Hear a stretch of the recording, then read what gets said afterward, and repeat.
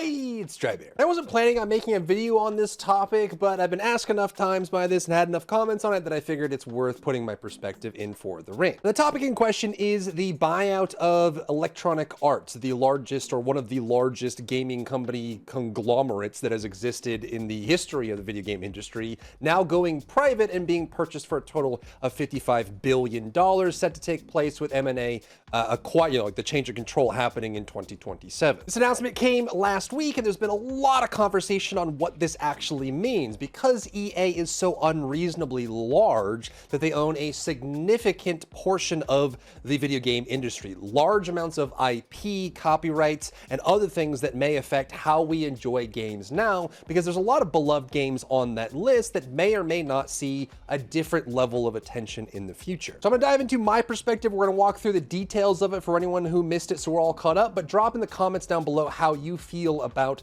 this sort of thing. A very large, public, shareholder-focused company that has a lot of different studios that work on dozens and dozens of games, now going private with 3 different interested parties becoming interested interest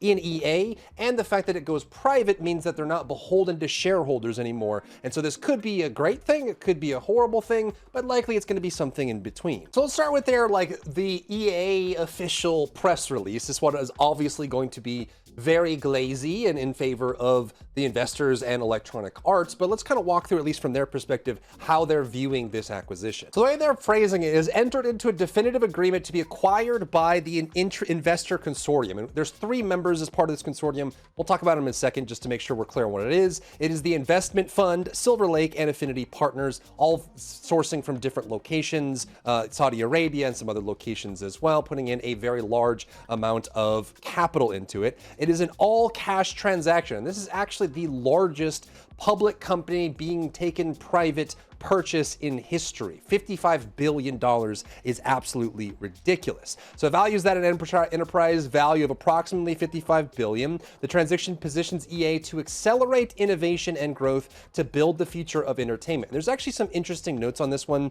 We'll talk about this in just a bit, but this one is going to be, I think, a big decision point for people to get their head around whether this is a good thing or bad thing, because what they're trying to do with this acquisition is not only remove shareholders from the equation so they can kind of do whatever they want, but they also have some ideas that they don't have listed in this press release, like the inclusion of AI-based development and things like that, that in their eyes is going to save a lot of money and make the process of releasing games more effective and streamlined. Whether that's true or not, you can decide for yourself. Now, from that perspective, under the terms of the agreement, the consortium will acquire 100% of EA, which means across those 3 companies that we talked about, the investment firm from Saudi Arabia, Silver Lake, and Affinity Partners, will across all of them have 100% control. So this is a true acquisition of EA as a conglomerate in general. PIF will roll over its existing 9.9% stake in the company. EA stockholders will get paid out because it's going private. There's no shareholders anymore. And the per share purchase represents a 25% premium to EA's unaffected share price. So basically,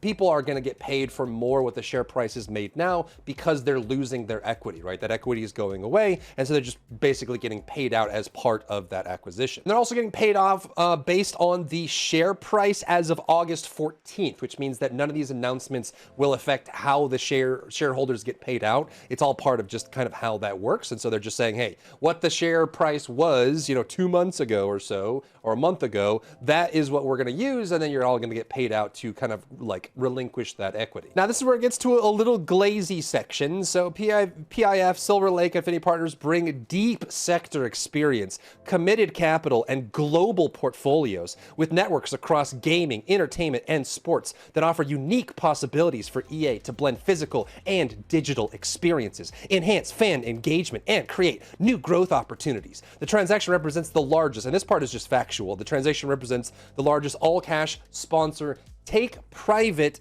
investment in history, with the consortium partnering closely with EA to enable the company to move faster and unlock new opportunities on a global stage. Now, Chairman and CEO of EA obviously has nothing but good things to say about this publicly. Our creative and passionate teams at EA delivered extraordinary experiences for hundreds of millions of fans, built some of the world's most iconic IP, and created significant value for our business. This moment is a powerful recognition of their remarkable work. Looking ahead, we will continue to push the boundaries of entertainment, sports, and technology. And what's interesting here is, obviously EA definitely has some interest in video game sports, right, like Madden and things like that. But I think there's also going to be an extension to this, especially now that PIF is involved. Saudi Arabia is their investment fund. Let's just talk about it. So let's just talk about the parties that are involved here. The first one is going to be the one that probably makes the news the most, just because it's an easy way to make like a clickbait or zinger title that Saudi Arabia is buying EA. That's not entirely true. Obviously, the two other investment partners are one's based in the United States and things like that. So it's not like, that direct, but the PIF is the public investment fund for Saudi Arabia. And Saudi Arabia, this is true of many areas that have like a singular element that can drive their economy. In this case, it's oil. They've always been a very oil-driven business, and it's why they've been able to amass a lot of money, because oil is one of the most precious resources, at least in modern cultures and countries that require it for many, many things. So they kind of created the PIF to be able to say that, hey, in the future, if our oil is no longer a viable aspect of our economy, we need to be prepared to do other things or invest in other economies. And so with the PIF, they have invested almost $1 trillion in buying things, getting involved in new economies, new markets, things like that. They even gotten involved in esports quite extensively. Even in Overwatch, there's been Saudi Arabian sponsors and teams that have won very official tournaments. And so they've been getting very involved in this process. And this is no different, right? So like if the PIF gets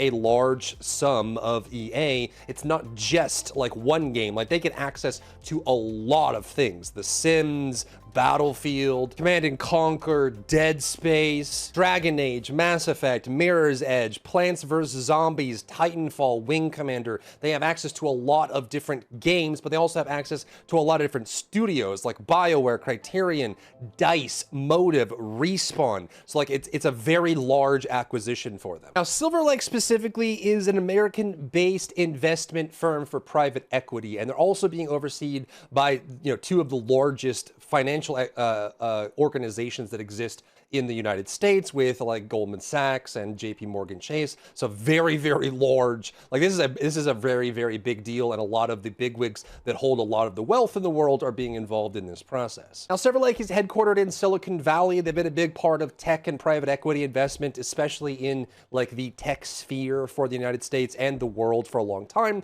Then they branched out and they have headquarters in multiple other locations like London, Hong Kong, and Singapore as well. And lastly, we have Affinity Partners. Affinity Partners is actually, it was formed by by Jared Kushner, Donald Trump's son-in-law. And this, I think, was just used initially for investment management. It's, one of the things, especially when you get very affluent people, oftentimes they find new ways to kind of make value on the amount of, overall wealth that they have. And I think this is definitely one of those cases. It's like commitments for a certain amount of money or managing investments, that sort of thing. It's kind of like an overhead sort of thing. They do have a lot of capital available, but those are the three members that are being involved. So Saudi Arabia trying to expand their economy to be involved in more than just oil, and esports and gaming has been a big part of that investment. Then you have a private equity fund, a private equity company, and also an investment management company that are working on that with some of the largest financial organizations in the world. I've already mentioned the major IPs that EA has the rights to throughout all of its studios and everything as well. And you kind of just scroll through these if you're interested. The ones that stand out, I think, for at least the people that would like, if we're talking law of large numbers, large, mass appeal and representation, Battlefield's definitely one of the bigger one. Hopefully more people know what Army of Two is, but I imagine a lot of people don't. Battleforge, a little bit old. Bejeweled definitely had its heyday. Things like that. Black and White, I hope they make a new one. That would be so amazing. One of my favorite games as a kid in general. Bonsai Blast, Boogie. There's some mobile games in here as well that you can look at. Clive Barker's CNC, Command & Conquer, is a big one as well that could very easily make some good money. Dayoc is something that's kind of been locked up in there. Dante's Infernal, Inferno, a very like God of War like esque game that actually was really, really good if you end up playing it once upon a time. Dead Space, obviously a very big one. Most recently, the Dead Space remake did really, really well as far as like sales and representation. Dragon Age, as it's attached to BioWare and things like that. And even though like Veilguard didn't do the numbers they expected, it still sold a couple million and did well enough that they could probably work on a new project if they ended up learning from their mistakes and getting better over time. Dragon Slayer, then obviously you have some of the sports games as well. Earth and Beyond, Earth Orbit Stations, EA Sports FC, Fight Night for sure, Fighter Pilot, and they also have Wing Commander in here as well. Frontline Commando, they've got Golf Clash, which actually, surprisingly, you probably never heard of this game, but did pretty well on mobile as far as the amount of revenue it was able to generate. Indestructible, Iron Force, you've got things like Plants vs. Zombies going to be here. Madden is a massive one as well. Mass Effect is also another huge one. Hopefully we get to actually see some real Mass Effects after the Andromeda fiasco. Mirror's Edge could probably do with some new updated title installments just to make that better. Need for Speed definitely could do well. NHL, NFL, all those very strong IPs that could be used. Peggle, surprisingly, could probably utilize to great effect if they're just looking to make revenue, especially on mobile or tablet, or even just handheld in general. Plants vs. Zombie is a big part of that as well. You can see the sheer amount of IPs they actually have access to here if they wanted to, you know, in a private setting, take advantage of that. Sentinel World, Shadowcaster, Shift, SimCity, even Alpha Centauri. And again, they also have access to BioWare, Criterion, DICE, Motive, and Respawn. And personally, I would love to see a world where Respawn Entertainment could be unleashed to their full extent. They obviously, I have nothing but respect for the Respawn Entertainment, Apex Legends, even doing some of the new Jedi games that have been really, really good. And I feel like a lot of people are hungry. I mean, we have Titanfall on the screen right now. A lot of people are hungry for a new Titanfall and some more expansions on that front. So I feel like if this would be a benevolent thing where, you know, studios like DICE or Respawn or BioWare could be enabled and empowered to make games that we know that they're capable of making, I think that could be a good thing. Now, you have to understand that this is not something that's going to be taking place this year or next year. It's actually planned to close and do the COC in Q1 of 2027. So it's a little bit of ways out. You're not going to see any major changes, at least in the short term. But this could be an opportunity, but also could be a major problem. That's because they've been talking about cost-cutting measures and ways to reduce overhead, because there's about $32 billion that they need to clear on top of extra debt that Electronic Arts has, is going to be a big task for them. So they're probably going to, especially once they go private and they don't have to worry about shareholders meetings or quarterly reports and things like that, they can kind of cut and run and do whatever the heck they want. They've been talking a lot about how they want to modernize the technology for creating games through all of their sister studios, subsidiaries, and the IPs that they own and control, including AI to make some money and make the huge debt go away. Their focus is trying to use like AI. Now, there's a lot of different versions of AI. I think AI generally now gets a little bit of a negative rap, even though it can be quite useful. I think in disease prevention and recognition, also managing like mathematics or calculations, or even just using, you know, AI features like Photoshop being able to cut out cool images and recognize the borderlines between things. There's a lot of people that use like reverse image search from Google that allows it to recognize an image and find it. There are useful tools that AI can create and, you know, facilitate that actually makes things better and can be really positive for development. But that's not the end of the story, and you and I both know that. Now, where AI gets the bad rap is generative AI primarily, and that is taking in a large amount of information and being able to generate something based on that information. Most notably in art or the creation of art, as an AI model can take in hundreds of thousands of artwork done by real people with skills that they developed over a lifetime of hard, continuous effort, and then generate something similar. You see a lot of images where game companies now are using generative AI to create promotional art, splash art, marketing art, character design, in-game logos, things like that. And I think that's kind of where the negative aspect comes from when it comes to AI. And because they're mentioning AI in development, we don't really know know what that means. And I think a lot of people most understandably predict that, you know, if we're talking about some of the wealthiest companies in the world and Electronic Arts, you have to, you know, there's going to be an understandable expectation that they're not going to be using AI to facilitate creativity. Instead, they're going to be using it to cut corners and save costs, which I think gamers are very sensitive to nowadays. I mean, we started in like the 90s doing games where people picked up Game Shark and just, you know, if you got stuck on Lion King, you just sucked it up and played it over and over until you got it done. But nowadays, there's a big divide between the companies that make games that are meant to be enjoyed by a gamer, which means that they themselves play games. They fine tune every aspect of the game to feel awesome and exciting and interesting, and also just kind of fit into the overall experience. Games like Expedition 33 or Baldur's Gate 3, like the games like that, you can tell that from top to bottom, the developers, the creatives involved in the process, including the engineers, the promotional people, everyone deeply cared about the project and wanted it to be something that can be enjoyed by gamers,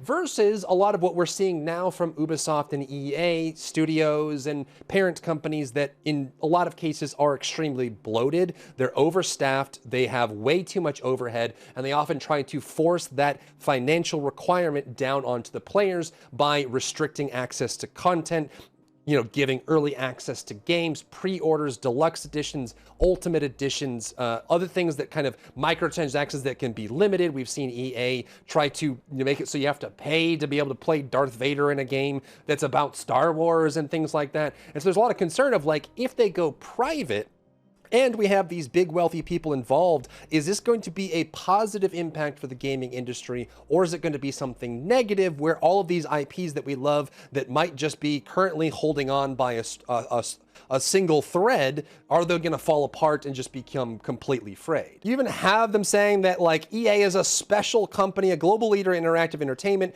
anchored in sports. I mean, sports is definitely one of their biggest franchises that they use, with accelerating revenue growth, strong scaling, free cash flow. And you'll notice that a lot of this language they're using in their press release is related to the price that they paid, that was paid to acquire them, and in the CEO's own words, is a representation of how amazing and quality effort has been done from Electronic Arts and its subsidiaries, kind of focusing on that, but also on the opportunity for revenue growth and strong scaling free cash flow. And what kind of bothers me about the language used in this promotion, and I'm sure something that a lot of people have reacted to, is the fact that this isn't, hey, we're opening up Wing Commander and we're going to make a new Wing Commander, or we're going to make a new Command and Conquer and it's going to be amazing, or, you know, we're going to make sure Battlefield 6 and Battlefield 7 and Battlefield 8 are incredible and everyone's going to love them. Or, hey, we're going to bring back Mass Effect of old and make sure BioWare has what they need to do things with cool stuff like Dragon Age. Or, hey, you love the Dead Space remake.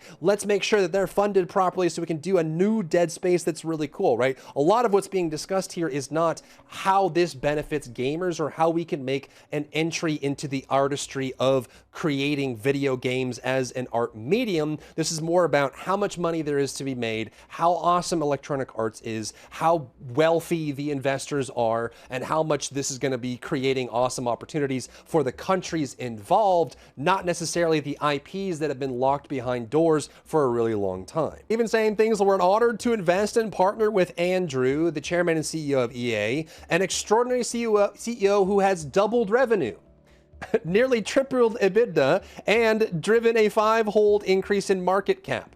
All of this, every single like positive and bullet point on this is focused on revenue and increasing the amount of money that they earned during his tenure.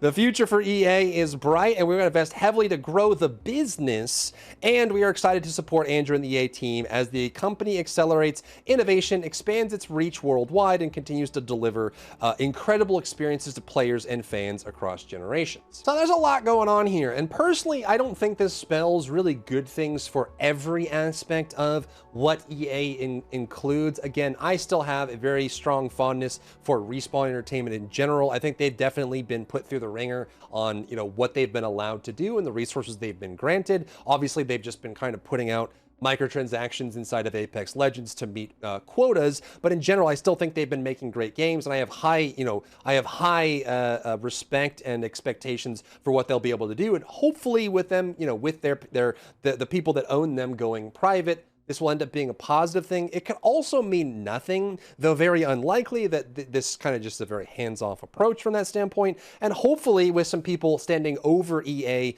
maybe there is an opportunity for innovation and shakeup. Usually, even if there's some nefarious purposes involved, if there is a shakeup and a change of control, that can still allow creative people to do great things inside of a development team. But let me know what you think. Do you think this is a positive thing for gaming? The fact that, one of the larger conglomerates, EA, gets picked up and made private, which means, whether it's good or bad, things are probably going to change for the IPs they own, the studios that they subsidize, and all of that sort of thing. Is this a bad thing for the gaming industry? Do you think any IP that's under EA, especially now that it's owned by very wealthy investors from the United States and Saudi Arabia, is this going to be a really bad thing? Are all the IPs going to get even worse? Does this mean there's going to be problems for Battlefield 7 and 8 and things going on in the future? Do we feel like that all the IPs that have been squatted on by EA and have not really been healthily represented in the amount of titles they're putting out? Do you think that's just going to continue and get worse and worse over time? Or do you think that's just kind of like a meh, we'll just have to wait and see? I don't really have any strong opinions about it. Let me know what you think down below in the comments. If you found value in today's video, leave a like down below, leave a comment for the algorithm to help this video get seen by more people, and don't forget to check out my other channels for other content and other stuff and other things.